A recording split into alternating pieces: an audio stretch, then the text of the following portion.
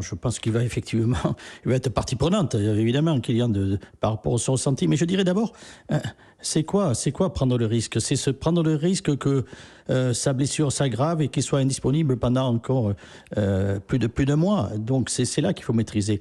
Apparemment, Christophe Galtier nous dit que tout a été fait parce que il y a évidemment tous les progrès maintenant de la science qui permettent évidemment d'activer et d'aller plus vite sur la cicatrisation d'un muscle. Mais après, il y a le ressenti du joueur. Et il a dit qu'il s'est entraîné normalement. On le teste sur le terrain, dans surtout ses ischios, tout ce qui va être démarrage, accélération. Et Dieu sait si Kylian, c'est quand même son sujet préféré. Après, c'est son ressenti. Il y a des joueurs qui sont capables d'avoir, avec une petite gêne, de pouvoir jouer, de se sentir à l'aise. Effectivement, on évoque, je ne pense pas que ça sera pour faire une heure et demie, mais il faut que tout soit réuni. Tout soit réuni pour que, justement, le risque zéro n'existe pas, mais qu'on a tout maîtrisé pour éviter qu'il y ait voilà, une aggravation plus importante. Donc, oui, on peut attendre même jusqu'à l'échauffement. Moi, j'ai connu ça. On peut attendre jusqu'à l'échauffement. Je connais ce genre de situation où on peut juste que dans les 30 minutes qui précèdent la rencontre, voir encore et au dernier moment, on change parce que, je sais pas, il y a quelque chose qui vient gripper la possibilité de jouer. Avec des garçons comme ça, on peut se permettre effectivement d'aller jusqu'au bout du bout pour l'éventualité de la ligne. Un entraîneur qui s'est viré au bout de 8 mois au Paris Saint-Germain, hein, si c'est le cas. Antoine Comboiré, c'est possible. Il avait fait 6 mois aussi avec les Qataris. Non mais bon, au-delà de ça, non, j'ai du mal à le croire. Voilà, je ne crois pas. Il ira jusqu'à la fin de la saison. Oui, au moins. Parce que moi, je pense une chose, c'est que l'avenir de Christophe est lié à plusieurs choses. Une à celle de Campos, parce que c'est quand même lui qui l'a fait venir. Comment est venu Campos? Par l'entourage d'Mbappé aussi. Ça, tout le monde le sait, donc j'invente rien. Donc, ils sont liés les trois. Enfin, en tout cas, les trois. En tout cas, Campos et Galtier. À moins qu'à un moment, Campos se désolidarise totalement de Galtier et l'envoie au feu ou dans la cage au lion. C'est possible, ça peut arriver, ça, on n'en sait rien. Mais je ne vois pas, à moins qu'il y ait élimination, vous perdez contre Marseille, vous perdez contre Lille, vous vous retrouvez 2e ou 3e au classement.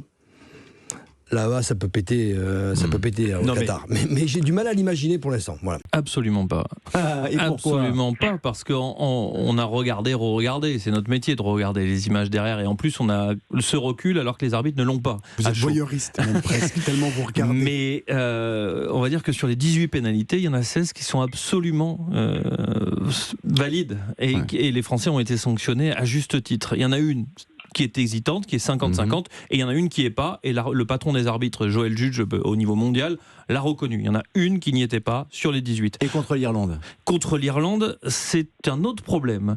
Un problème de réalisation technique, de parfois même pour avoir interrogé nos amis techniciens avec qui on travaille tous les week-ends et qui se trouvent être allés à Dublin ce week-end, il y a parfois un problème de connaissance technologique de la part des arbitres vidéo. Ils demandent des images qui n'existent pas ou ils n'utilisent pas celles qui existent.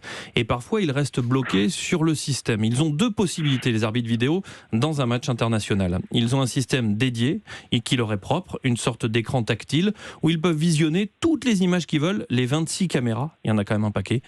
Et quand l'arbitre a un doute sur le centre du terrain, pendant que le jeu se déroule, il peut demander à son arbitre vidéo « Vérifie-moi ça, on n'arrête pas le jeu, mais vérifie-le ». Et s'il y a un problème, à ce moment-là, on fait un arbitrage vidéo, tout ce qu'il y a de plus officiel, avec les caméras classiques, et le réalisateur montre les images que l'arbitre demande. Et là, très clairement, on est resté sur la même image qui montrait toujours la même chose. Exactement. Donc on s'est trompé de bonne foi. Et on s'est trompé de bonne foi pour la bonne et simple raison, c'est que quand on a tranché l'arbitrage vidéo en général au niveau international, on ne montre pas une image qui dit le contraire. Or, juste après la transformation de l'essai de Gavin Love par Sexton, on a vu l'image qui était très claire du pied en touche. Donc on s'est tiré une balle dans le pied du côté du réalisateur irlandais et du côté de l'arbitrage vidéo. Ce débat-là, moi je trouve que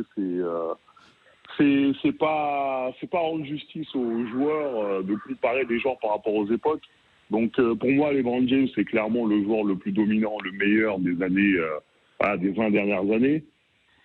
Mais de là à être le GOAT, franchement, c'est compliqué. Hein. On peut comparer. Il y a plein de trucs qui rentrent en compte. Après, si ça doit être mon appréciation personnelle, moi, Ali Traoré, en tant que fan de basket, pour moi, Jordan est le GOAT. C'est Jordan, Michael Jordan le GOAT. Mais ça n'empêche pas que la performance de LeBron James est incroyable. Réussir à battre ce record qui est vieux de 40 ans, si je ne m'abuse, c'est quand même quelque chose, et ça solidifie encore plus le fait que c'est l'un des top 5 all-time. Voilà, Évidemment. Mais pas le GOAT.